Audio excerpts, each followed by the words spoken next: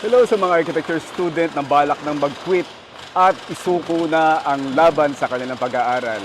Ang payo ko po sa inyo, huwag po kayong mawawala ng pag-asa at tuloy lang ang laban. Dahil ang pinapangarap nyo, in due time ay makakamit din ninyo. And of course, marami tayong struggle, no? Lalong-lalo na before, nung nag-aaral din ako, ganyan din, no? So tatad ng mga plates, tatad ng mga drawings, tatad ng mga deadlines, at hindi lang yung mga major subject natin inasikaso natin, no? May mga minor subjects din tayo. So yan yung challenge sa atin na maging strong tayo and maging determined tayo sa lahat ng ating mga ginagawa.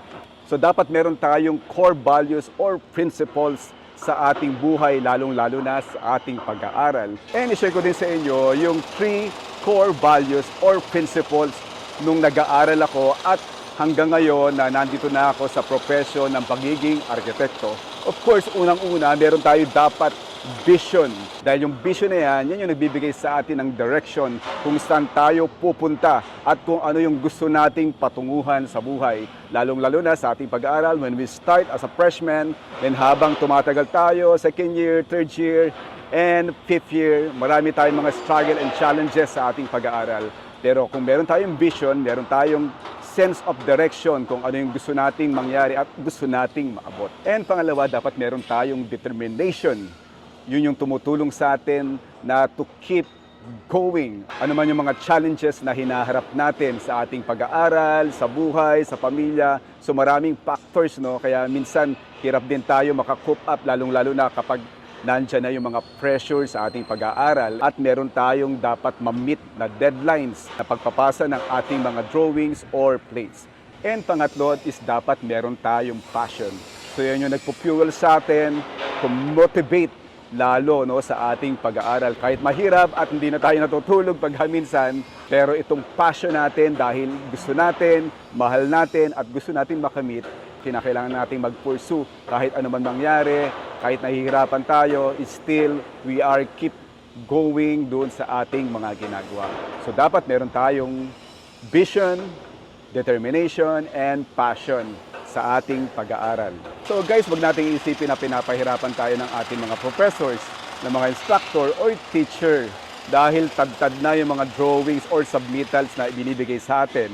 Dahil di pa tapos yung isa, meron naman ulit na susunod na ipapasa sa susunod na week. Parang tad-tad na, parang tinotorture na kayo. So hindi na architecture, architorture na. So yun yung mga joke namin before, no?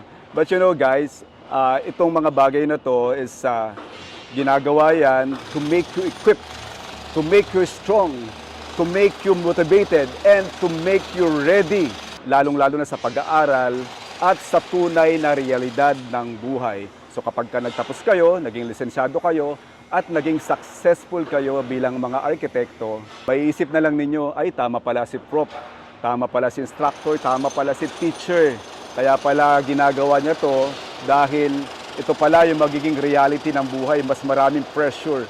So dahil nasanay ka na sa pressure nung nag-aaral ka, pagdating sa realidad ng buhay, kayang-kaya mo na dahil equip ka na at naging ready ka na to face all the challenges in life.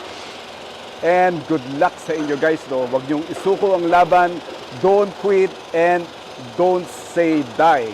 And panghuling, sinabi ko sa inyong 3 principle, yung vision, determination, and passion. So yan ang baunin nyo sa inyong pag-aaral hanggang sa makatapos kayo, maging professional kayo, at maging successful kayo sa buhay.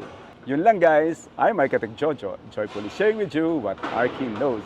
Thank you very much and God bless you all.